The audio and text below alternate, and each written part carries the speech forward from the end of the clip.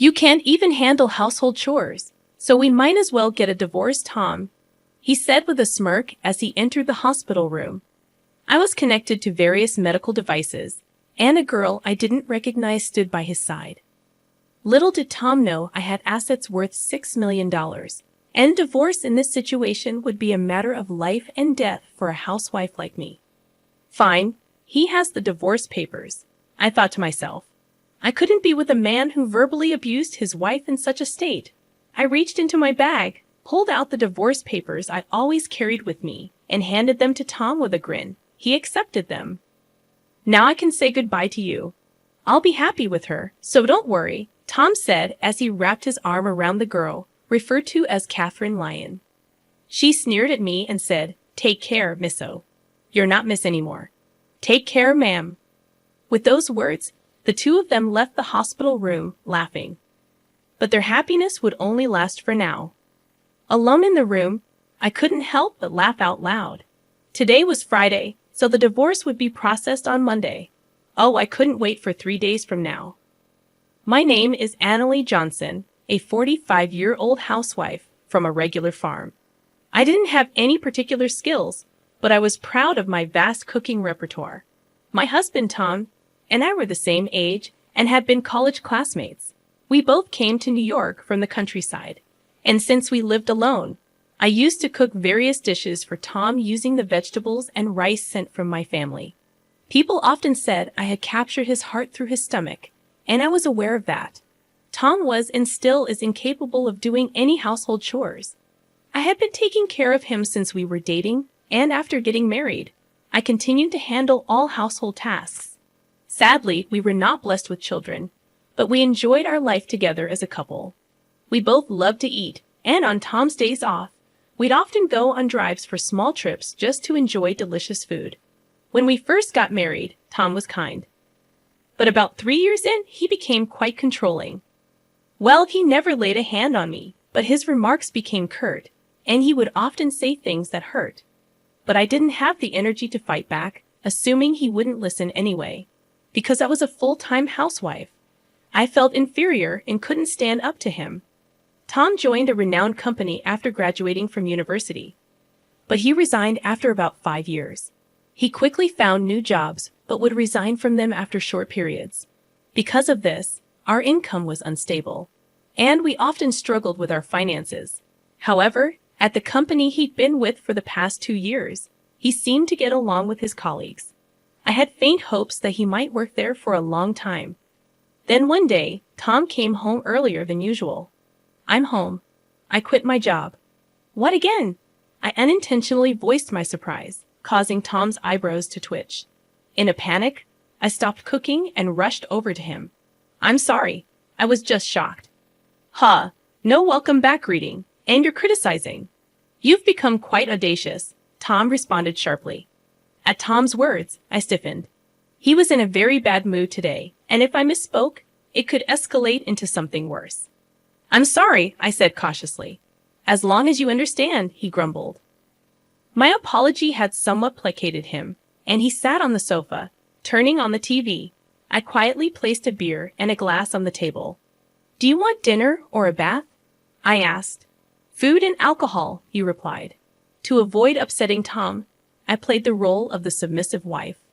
I once had a strong sense of self, but after 14 years of marriage to Tom since the age of 28, I rarely showed my true self. After eating and drinking to his heart's content, Tom seemed to be in a better mood. He fell asleep on the sofa, snoring loudly. The table was in such disarray that it looked like a child had eaten there. I began cleaning up the fallen beer bottles and food scraps scattered on the floor. This wasn't how I had envisioned my married life. Memories of happier days as a young girl in love revealed my true feelings. I stole a glance at Tom, but he showed no signs of waking. Relief washed over me, but alongside it was a growing sense of dread about continuing this life. Perhaps divorce was a consideration. I started mentally organizing my schedule for the next day, determined to confront the issues I have been avoiding. The following day, while Tom began visiting the employment office and quickly securing another job, I went to the city office and signed divorce papers. I wasn't quite ready to submit them, but I felt having them would be a form of protection. I discreetly stashed the signed divorce papers at the bottom of my frequently used bag. If he were to discover them, who knew what he might say or do? "Hey, where did you wander off to while I was job hunting?" Tom asked upon my return. "I went to the stationery store to buy some reasons." "Look, I thought you might need them," I replied. Tom was unusually thoughtful that day. He initially interrogated me suspiciously, but quickly cheered up. I handed him the resumes I had bought earlier. After receiving them, Tom mentioned that he was going out for drinks with a friend and left. His new job was with a reputable company, offering a solid salary and better benefits than his previous positions. I harbored a secret hope that perhaps, this time, Tom would stick with his new job until retirement. His new department seemed to be in sales, and he started leaving home more frequently for evening entertainment. I cherished these brief moments of freedom and gathered the energy to greet Tom with a smile when he returned. One day, I received a call from my mother after a long time. She excitedly told me about an unexpected windfall of $6 million. "You know the mountains and lands we owned? We don't need them anymore. We had them appraised, and they are worth $8 million. We only need $1 million to enjoy the rest of our lives, so I think you might want to rethink your life too." My mother was never fond of Tom, and she had been worried about me, especially after Tom became more controlling, preventing me from even visiting my childhood home. The amount she mentioned stunned me, but what shocked me even more was that she had changed the title of the property inherited from my grandmother to my name to avoid inheritance taxes. It was a difficult decision whether to tell Tom about the inheritance or to embrace newfound freedom. About a week later, I was involved in a traffic accident. Thankfully, my life wasn't in danger, but I would need to be hospitalized for about a week. After securing my valuables in the hospital room drawer, I immediately contacted Tom. "I'm sorry I got injured." Tom's initial reaction was, "Huh? What about my meals?" I almost confronted him for prioritizing his meals over my injury, but I continued to explain, "It seems I'll need to be hospitalized for a week. I'm really sorry, but could you buy your meals elsewhere until then?" Tom's response was far from understanding. "Not even preparing meals for your husband? What a lazy wife." "Oh, wait, I'm coming over now." He abruptly ended the call. I had initially planned to tell him about the inheritance that night, but now I wondered if it might be best not to mention it. As I lay in the hospital bed, surrounded by various tubes and undergoing precautionary examinations, I couldn't help but feel that my intuition about the unfolding events was about to prove correct. Tom's words had cut deep. "You're useless, can't even do housework. Let's get a divorce, and you better pay me compensation." With a smirk on his face, he had said this to me, connected to numerous medical devices. Beside him stood a girl I didn't recognize. Unaware that my total assets amounted to $6 million. He should have realized that a divorce under these circumstances would be a matter of life and death for me. "Fine, here are the divorce papers," I finally decided. A man who would hurl abuse at his wife in this condition was someone I'd rather not have. I handed over the divorce papers I had kept as a sort of charm, and Tom accepted them with a smug smile on his face. "With this, I can finally say goodbye to you. I'm going to be happy with her," he declared, wrapping his arm around the girl he referred to as Catherine. Catherine, the girl with Tom, leaned against him and made fun of me. "Take care, madam." "Oh, you're not a madam anymore." "Take care, old lady," she said. They left the room laughing, but their happiness wouldn't last long. In my hospital room, I burst out laughing. It was Friday, and the divorce papers would be processed on Monday. I couldn't wait for those 3 days. As expected, the weekend passed without any contact from Tom. It was quite peaceful, but I felt restless. I wasn't used to doing nothing. Every time I became restless, the nurses told me to stay calm. On Monday evening, I received a series of calls from Tom. At first, I ignored them, but after about 30 minutes of nonstop ringing, I decided to answer.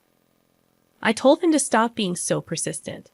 Tom shouted at me as soon as I picked up, and I couldn't help but laugh, which seemed to make him even angrier.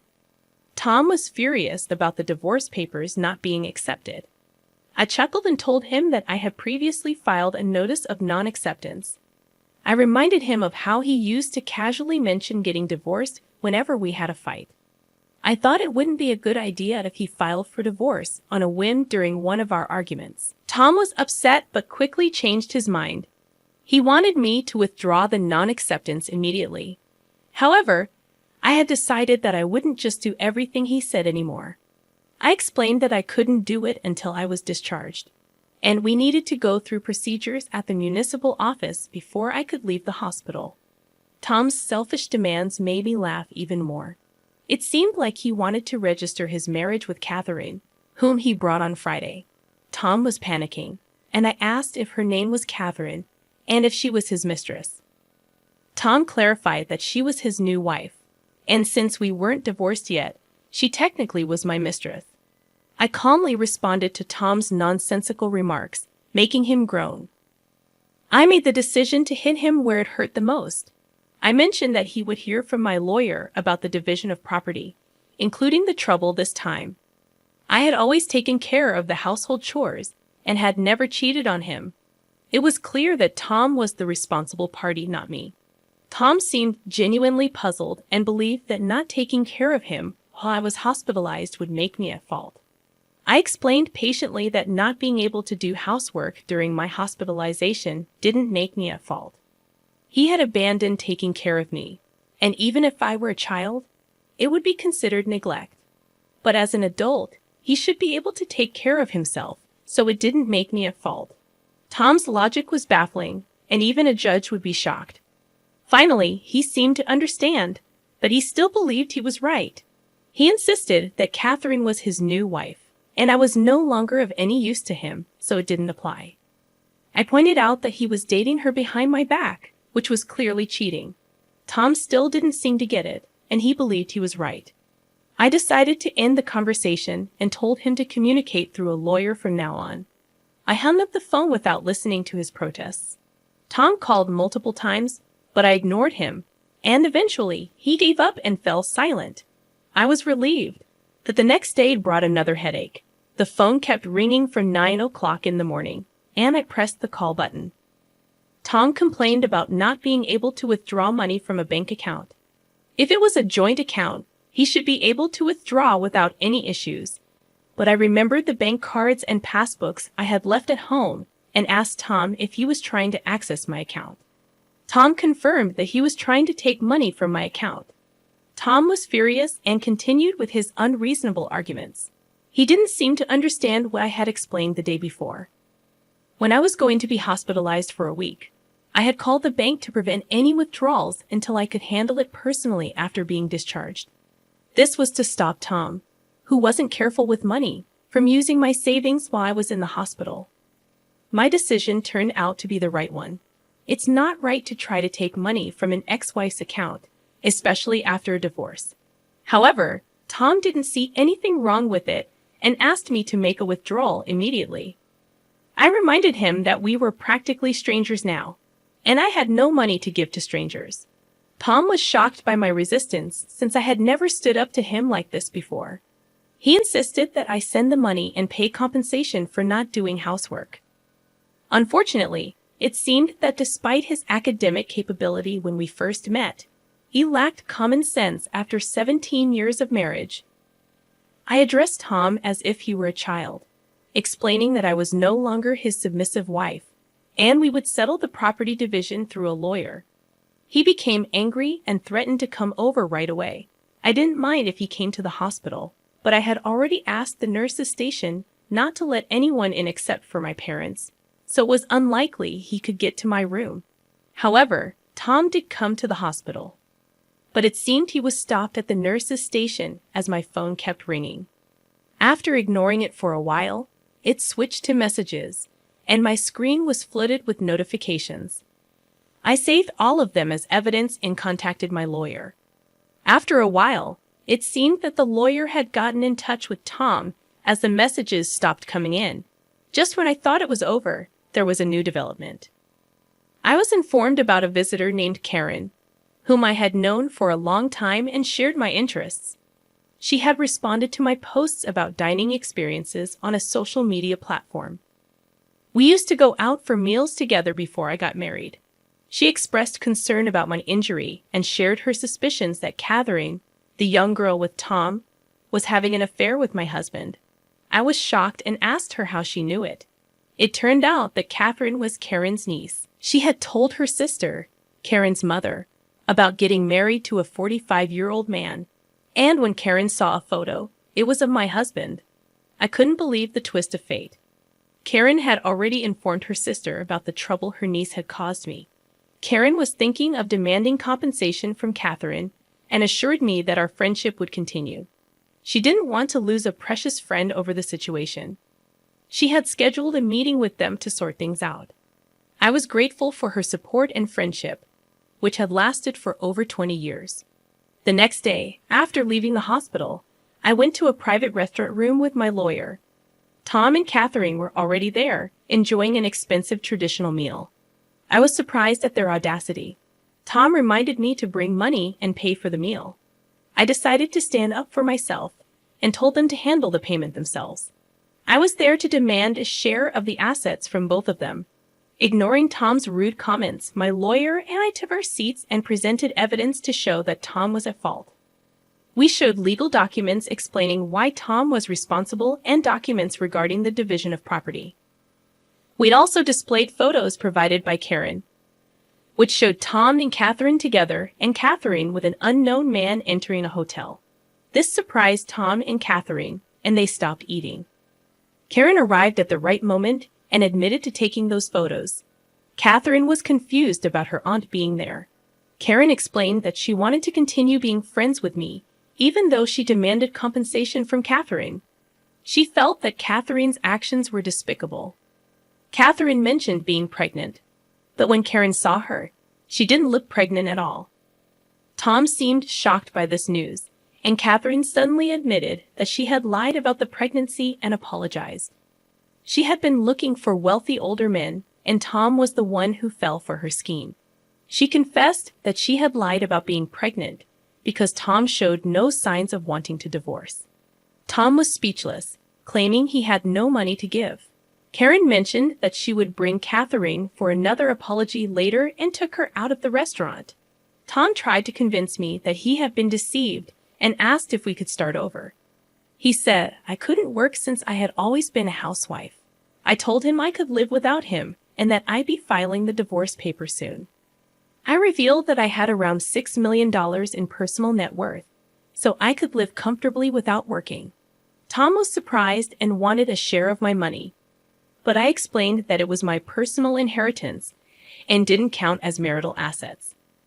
We left, and I filed for divorce, ending our nearly 20-year marriage. Catherine later transferred some money to my account, and her mother made her work to prepare the compensation. Tom was disowned by his in-laws and had to take out a loan to pay me. He lost his job due to being with Catherine at a hotel during work hours and now works multiple construction jobs to repay his debts. I used the money I received for charity and moved to the countryside with the remaining amount. I'm now enjoying a luxurious single life, continuing my relationship with Karen.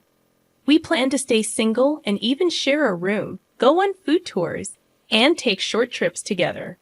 Moving preparations will begin next week, and I'm excited to live life joyfully and true to myself from now on.